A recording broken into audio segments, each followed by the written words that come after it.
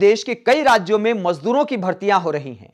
हरियाणा में एक ऐसी ही भर्ती में आवेदन करने वाले पढ़े लिखे युवाओं से जब मीडिया ने सवाल पूछा कि इजराइल तो युद्ध में है, आपकी जान को जोखिम हो सकता है, आप ऐसे देश में काम पर क्यों जाना चाहते हैं, तो युवाओं ने जवाब दिया कि यहां बेरोजगारी के दर्द में भूखे मरने से अच्छा है कि इजराइल में काम करते हुए मर जाएं। युवाओं का ऐसा जवाब दिखाता है कि देश में बेरोजगारी के हालात क्या हैं। सरकारी स्कूलों के हालात ऐसे हैं कि छतें गिर जाती हैं, टीचर बच्चे घायल हो जाते हैं, लेकिन मीडिया या सत्ता वाले इसकी बात नहीं करते, क्योंकि पब्लिक को मिथ्या चेतना में पहुंचा दिया गया है। असल मुद्दों से ध्यान भटकाने के लिए, इन सब बातों को दरकिनार करने के लिए मिथ्या चेतना में पहुंचा दिया गया है देश की जनता को। यह मिथ्या चेतना क्या है, जिसके बारे में कोचिंग गुरु विकास दिव्यकीर्ति बताते हैं और राम मंदिर का उदाहरण देते हैं। यह वीडियो काफी वायरल हो रहा है विकास दिव्यकीर्ति का, जिसमें वो बताते हैं, यहां पर उन्होंने लिखा है मिथ्या चेतना, और फिर बताते हैं कि यह मिथ्या चेतना है क्या। विकास दिव्यकीर्ति बताते हैं कि भारत में इलेक्शन होने वाला है तो मंदिर का मुद्दा केंद्र में आ गया। इस मंदिर के बनने से किसकी सेहत पर क्या असर पड़ने वाला है, क्या किसी की सेहत पर असर पड़ेगा। मंदिर का मुद्दा इलेक्शन से पहले इतना केंद्र में आ जाएगा कि कुछ दंगे तो इलेक्शन से पहले हो ही जाएंगे। इलेक्शन के दिन आपको लगेगा कि मैं हिंदू हूं, मुझे मुसलमान से अपनी रक्षा करनी है, मुसलमान को लगेगा कि मुझे हिंदू से अपनी रक्षा करनी है।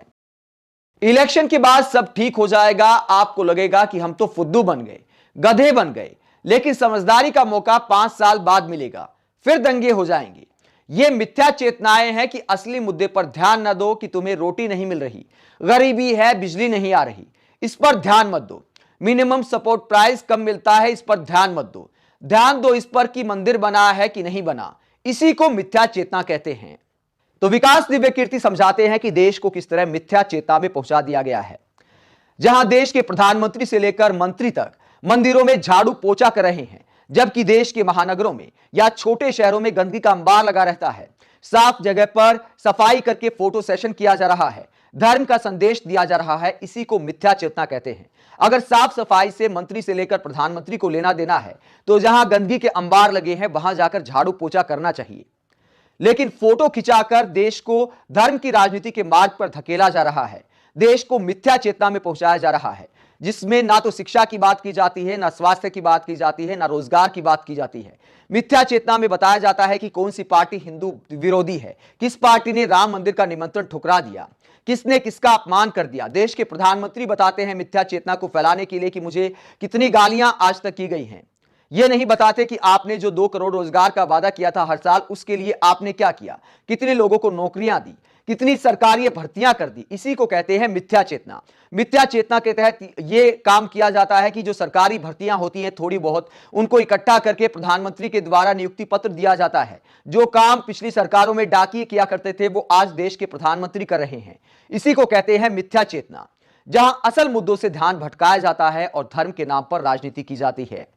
विकास दिव्यकीर्ति जैसे कोचिंग गुरु एकाध बार बोलने की हिम्मत कर जाते हैं, हालांकि ऐसी हिम्मत भी कुछ लोगों में ही बची है जो असल मुद्दों पर देश की जनता को जागरूक करने का काम करते हैं। आप मिथ्या चेतना वाली ऐसी राजनीति को लेकर क्या सोचते हैं, जहां ना तो नेताओं को असल मुद्दों से लेना देना है और देश की ज्यादातर जनता भी इस मिथ्या चेतना में असल मुद्दों से भटक गई है। व्यक्ति पूजा के दौर में ऐसे हालात हो गए हैं कि सरकार के हर काम को एक वर्ग सही बताता है और सवाल पूछना बीते जमाने की बात हो गई है। कमेंट बॉक्स में अपनी राय जरूर दें। अगर आप हमारी पत्रकारिता को पसंद करते हैं तो थैंक्स के ऑप्शन का इस्तेमाल करें, वीडियो को लाइक करें, चैनल को सब्सक्राइब करें। नमस्कार।